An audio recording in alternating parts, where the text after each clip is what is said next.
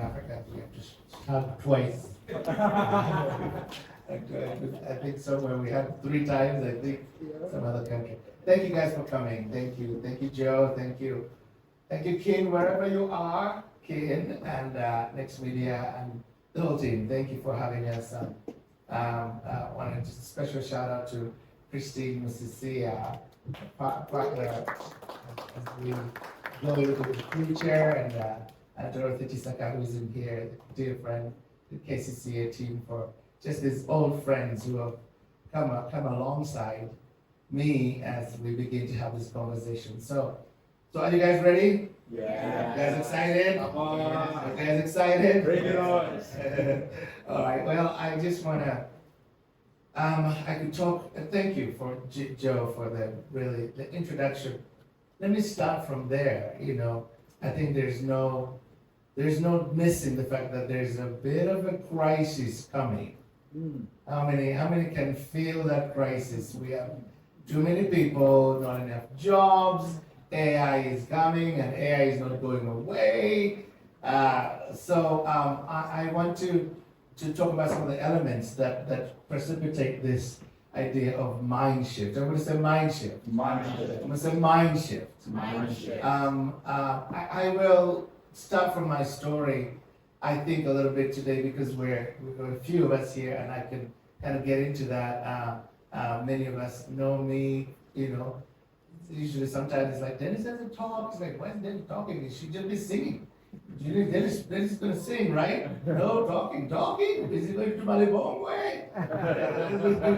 Because that's what I'm known for, But let me tell you a little bit of a genesis of how I even get to just be here. And in it will be some of these elements of what we're talking about today.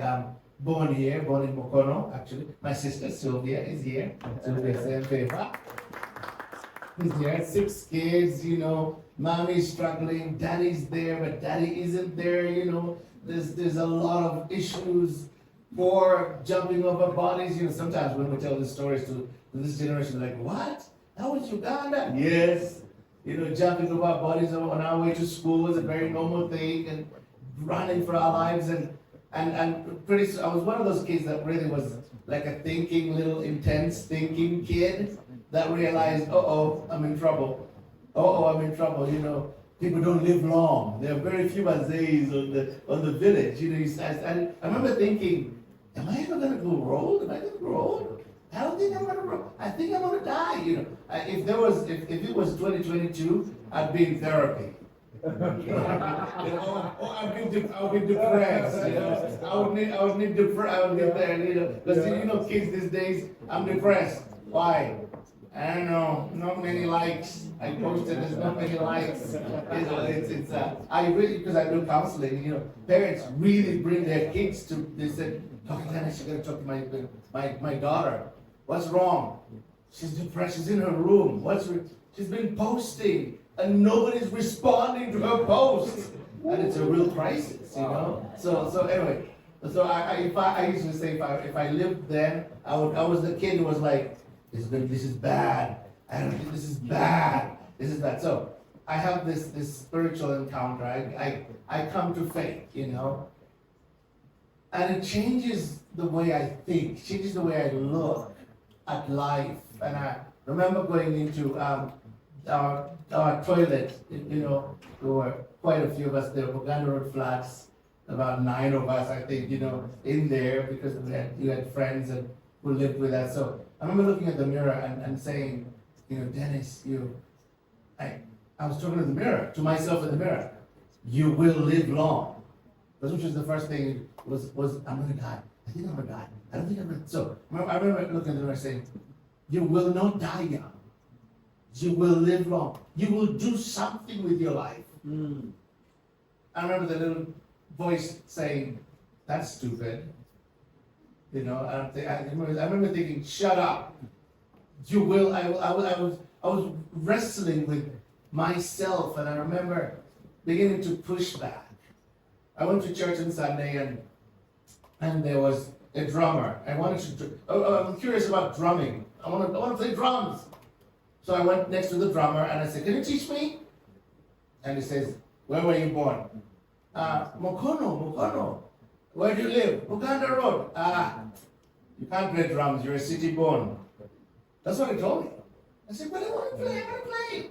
So he just looked away. So I was, okay. So after Sunday, I'm watching him play.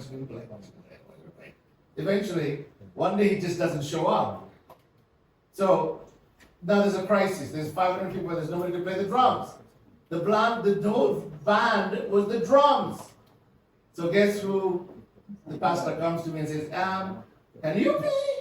I said, yes. Because I had been because I would go back home and I would practice on the bikini, So when the guy didn't show up, I was ready. So I started playing. Instantly, I'm really good now. I'm playing. Then I'm curious about the choir. I want to sing. But so I go to the choir master. Can I sing? No, you can't. Sorry. Why? Your voice is too small. You're a boy. Because I was 13. So I sounded like, hey, can I sing? He said, no, because your voice is too small. And I said, okay. But please. So then they put me with the girls. Because I was an alto. I was the only boy in the girls section. But I wanted to sing. I was curious. I started pushing back at these limitations. We formed a group eventually, a group called New Wave Band, and we were invited to England. This is a very long story, it's in one of my books. And we go to England, and every Ugandan in England was taking a job. So you have to kuwache, So I got there, and we decided we're not going to do that. We're gonna sing. But there's no jobs here for singing. But we decided we weren't gonna stop. We would practice all day. And friends started to say, what are you doing? What are you doing? Are you doing anything you like? No, we are singing. We're here to sing. We're in England. We're going to sing. One day a church calls and says, we have had a cancellation. We hear there's a group of Ugandans who can sing. Can you guys sing tomorrow? That church happened to be in Kensington Temple, the largest church in England. So we sang in this church, and there's the press guys, all those famous journalists going to that church. The minute we sang, boom. Next day, Ugandan group takes England by storm in the press. Long story short, now we're booked everywhere. We began writing songs. We were invited to America. This is all long. So we went to America, get to America as Limit X. Now we're Limit X. We go to America, man, everybody can sing. No, we literally we got picked up from the airport and they're driving us to the hotel. We got out and the guy was sweeping the floor. Was like,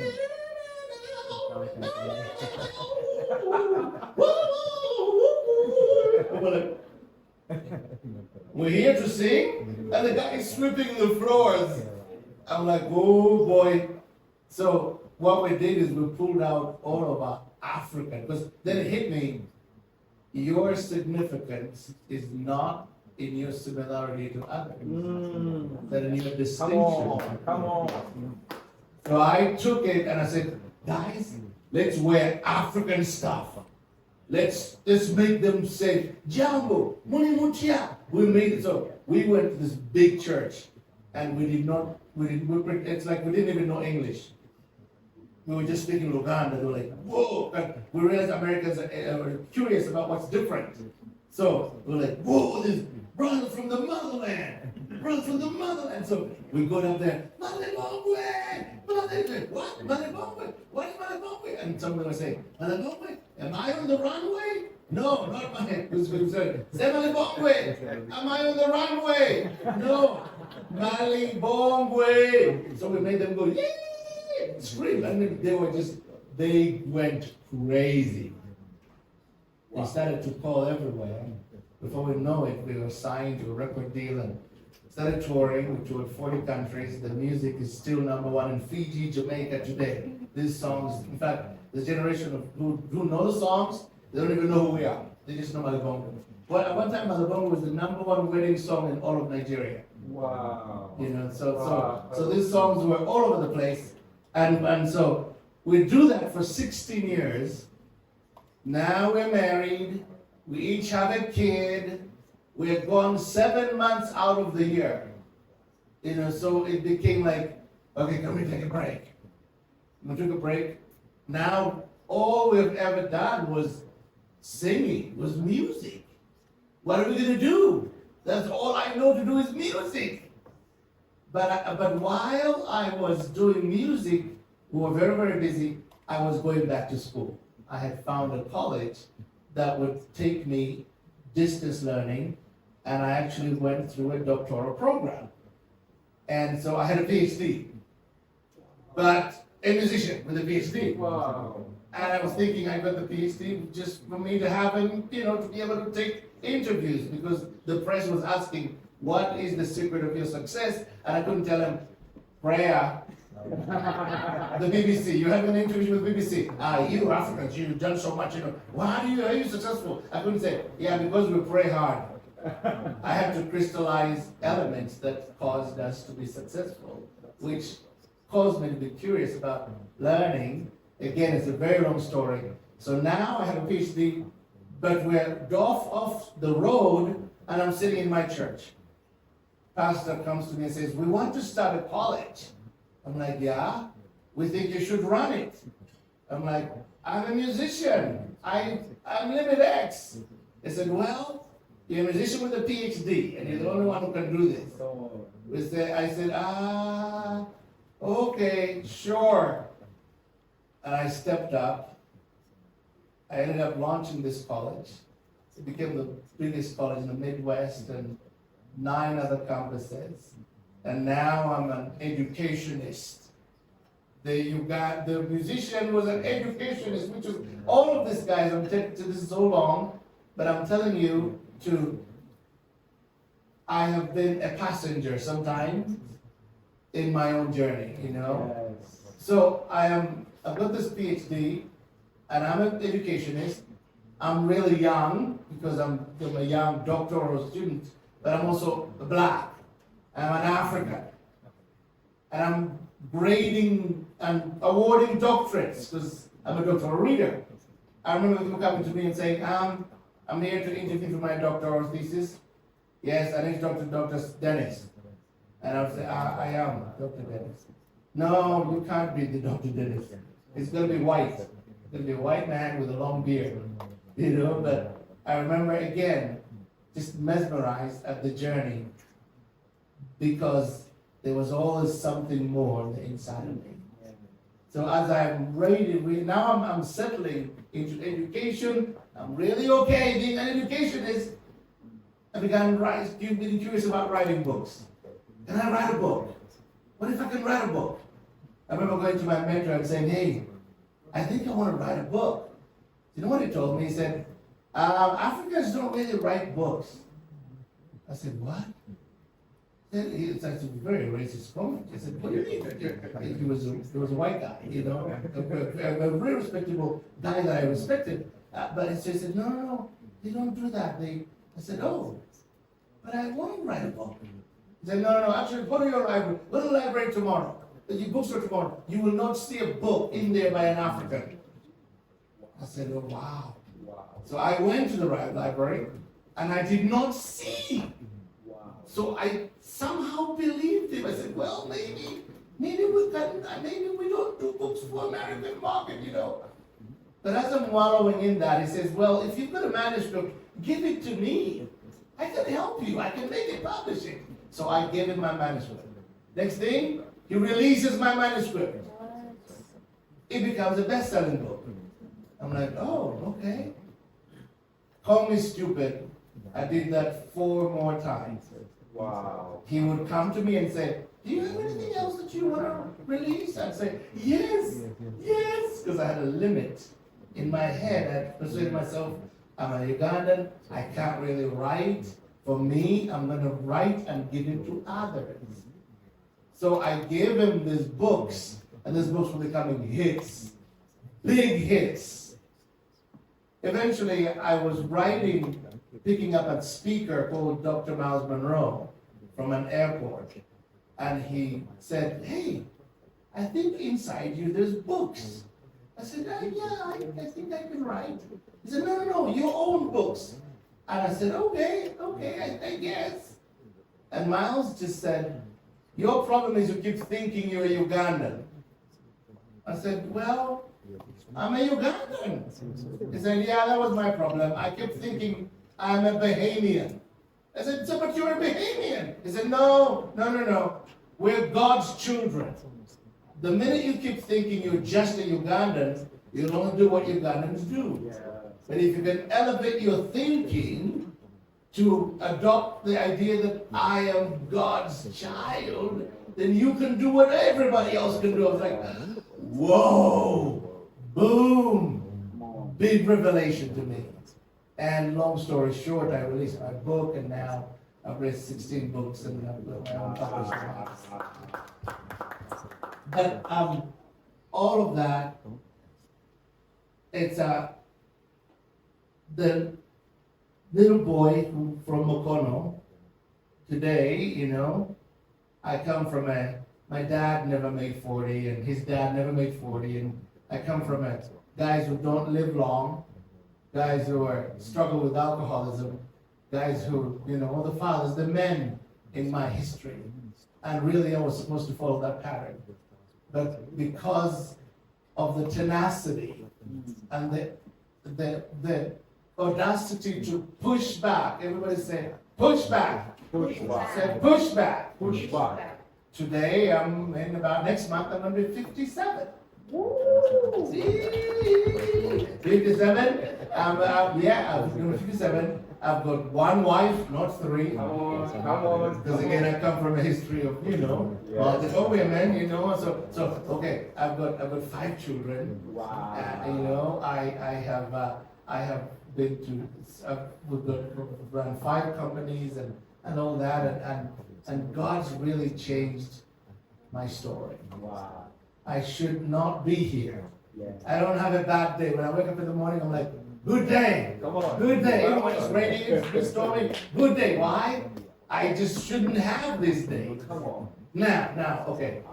Now, somebody will say, you're an outlier. Because I was talking like this in some college, and they said, well, that's your story. And I said, well, not true. You all can have this story. The reason why I'm talking about this around the world is this is not just just an anomaly. I'm not an outlier. My PhD is in the science of achievement. I did in the science of achievement. I studied Chinese fishermen, African farmers that are successful, CEOs of corporations, of European car manufacturers.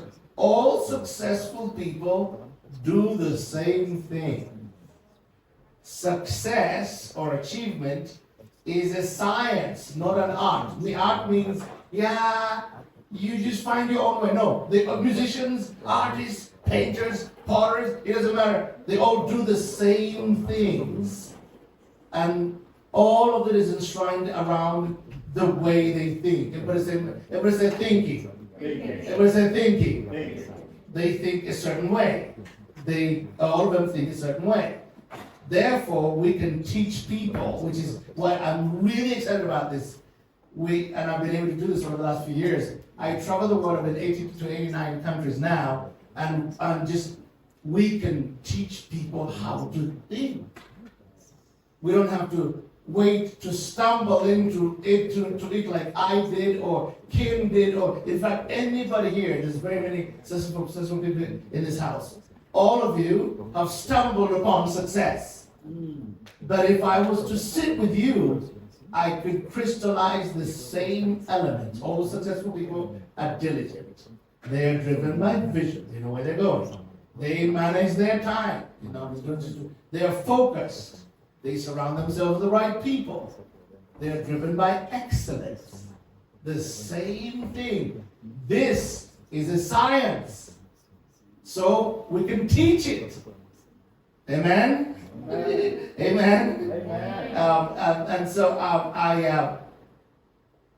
as I am doing this season of my life,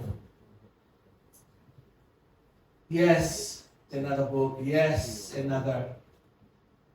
I'm looking at Africa. My Africa. My Africa. I love Africa.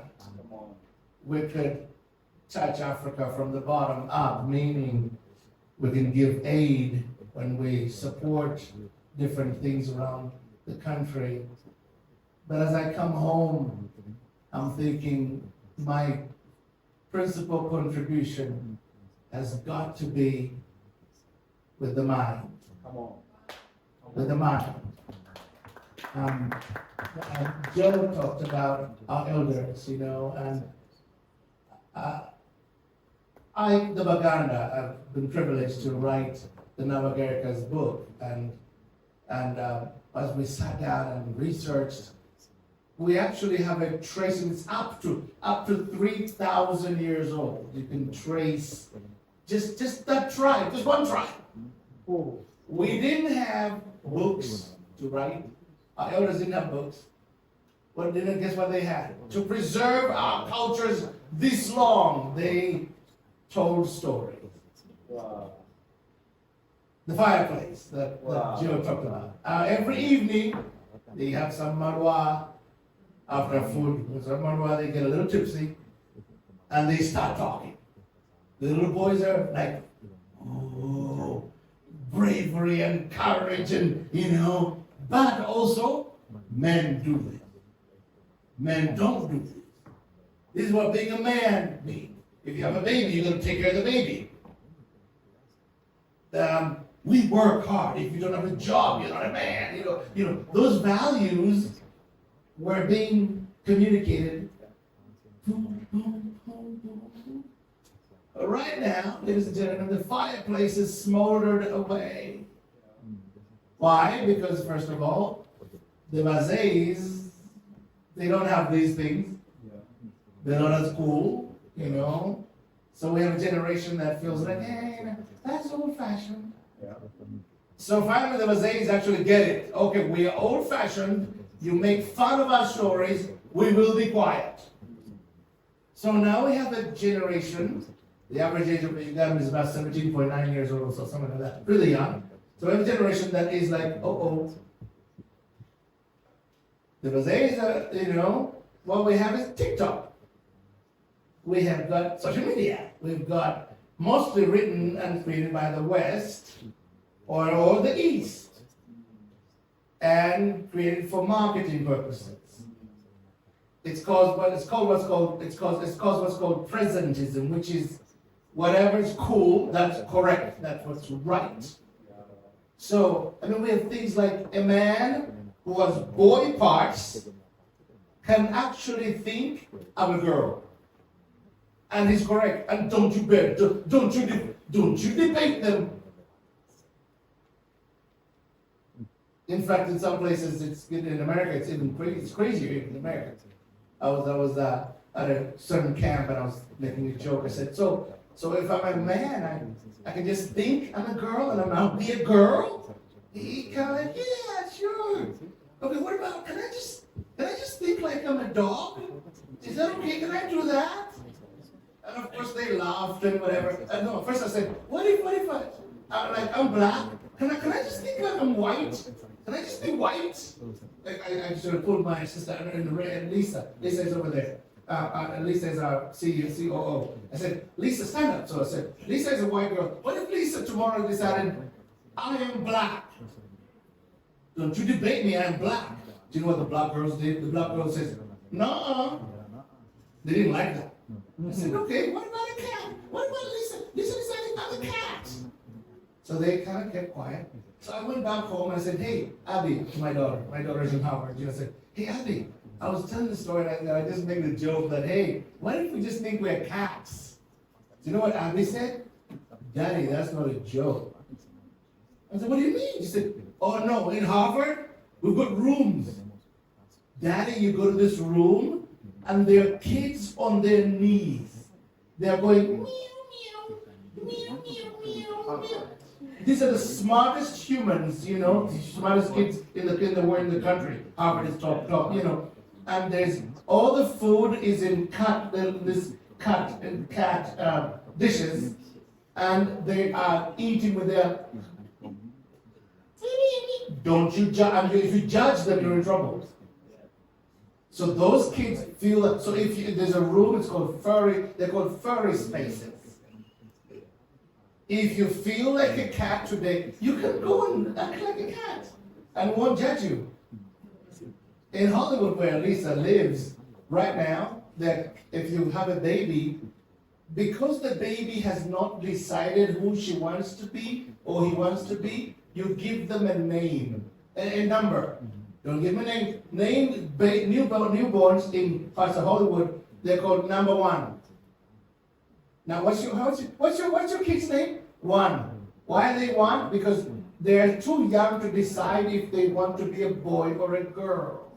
We have to wait until they're 5 so they will decide, I am a boy now. Then you give them a boy name, because if you give them a boy name when they're born, they'll have gender confusion. So we don't want to confuse them. So we let them become a number. That is now cool. They're men, grown men, who are coming because he's 30, but he identifies as a 5-year-old. So he goes to a nursery school and he wants to play with other 5-year-olds who are kids. And you're not supposed to judge them. So you have this grown man wanting to play with girls, with little girls. Why? He's 30, that's pedophile. No. They're identifying as a little boy. They want to play with little boys. They're not, they look 30. No, they're not 30. They're 5 in their minds. Because they didn't find a 5-year-old. That, ladies and gentlemen, sounds crazy, but it's coming. It's coming to Uganda. I was talking to the First Lady and I said, Mama, this is a crisis. A crisis waiting to happen because the Vazeis are quiet and our kids are en masse consuming this. It's affecting them. It's affecting how they're thinking. And so we want to be part of an invitation to begin to say, hey, we love you. But there's such a thing as absolute truth. Truth is not subjective, or truth is not subjective. There's absolute truth. Can we talk about absolute truth? Right? So, as I close, 2 keys I'll leave you with. You've heard my life. You guys have your life. Everybody has a story. And we have a publishing house now, and so I love stories. In fact, I was talking to Mrs. Wanga saying, let's have your book. Let's have your book. Everybody has a story. But 2 things.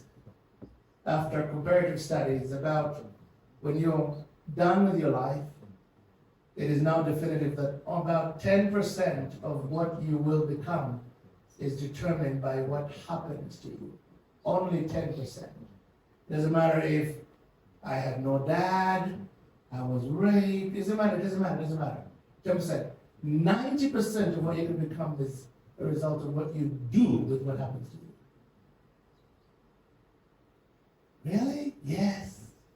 I've got the stories of I was raped, I was gang raped, I was beaten by, I was whatever, I was born and hidden, I was buried by a bomb. I've got stories from around the world. In fact, most of the people that we think are amazing, about 75% of them had issues that would stop you. They had no eyes, no hearing, no whatever, but they succeeded in spite of it. Why? Because of the way they think. Timeless truth. We cannot perform in a manner which is inconsistent with the way in which we think. If you think you're less, in fact, I actually have to write it like this. If you think you can, you're right. If you think you can't, you're right. Solomon, King Solomon, he writes, he says, as a man thinketh, so is he. As you think, So you are. I'll give you this one example and I'll sit down. I went to see this, a friend, somebody that I know was talking about a guy who went to a circus in America, the big old circus where elephants were performing, big elephants, pulling logs. So he was so impressed that during the intermission, he decides to go to the back to take a close look at the elephant, So he's there, he's like, whoa. As he's looking, he's like, he freaks out because he realizes the elephant is not caged in. It's like, whoa, what if this thing wants to just destroy me, just crush me? So the attendant tells him, no, don't worry. He's tied down, he's good. He says, what do you mean? He said, look at that rope. So the elephant had a rope right there. And right foot. So he said, okay. Wow, the elephant. He said, but sir, that's a really tiny rope. He said, I know it's tiny, it's okay. Yeah, but can't he pull away? He said, yeah, he can. But I said, but isn't he going to? He said, no, he won't. Why? He said, when this elephant was a little baby elephant, we tied him with that rope. So of course he was going every day. He tried every day. After a while he got tired. He stopped trying. Little baby elephant doesn't know that he's not little anymore. He's big because the elephant has a huge memory. Every time he wants to go, he thinks, I am tied down. I can't move. So he won't go anywhere. Of course that can't hold it if he wants to leave, but he won't because in his head, it's still harnessed. When I heard that story, I was like, whoa.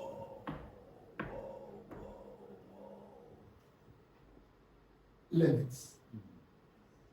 Up here, limits. I say this concerning Africa. We're like an elephant. When we were little, okay, let's go back to independence. Little, couldn't help ourselves. Okay, systems held us down. Imperialism, slavery, whatever, call them, whatever, held us down. We were harnessed. But brothers, sisters, there's now 1.4 billion of us. We're not little anymore. But because we still think we're little, as a man thinketh, so is he. That's why our job is to say, hey, Africa, we can pull away. We don't have to be harnessed by the ropes of yesterday. Yes. So, we're going to do something amazing, and we really thank Next Media and the whole gang here and the different corporations. We want to be engaged in the thinking of tomorrow. We have to think it before we become it. These systems of the West, they thought before they became. Can we engage in what I call a renaissance of thought? I'm calling Africans to think. We need to think again. If we don't think, I don't care. Sometimes I'm with heads of state and they're like, we just discovered gold and we have diamonds. I'm thinking, as long as we think like nomads. Because you know what nomads do? Nomads just want to survive. Yeah. I just want to eat today. That's it. I find people who are millionaires in Africa, they're still nomadic in their head. They can't think beyond survival. Man, you've got a lot of money. Yeah, but it could go. See, a nomad thinks I could lose it. That's why we don't hand over power. We don't hand over. We don't succession. You run your company. You're not going to hand it over because what if? I'm calling us to think beyond survival because we're not that little elephant anymore. We can kick ourselves loose because Mindshift is the birthplace of all achievement. Thank you very much. Wow.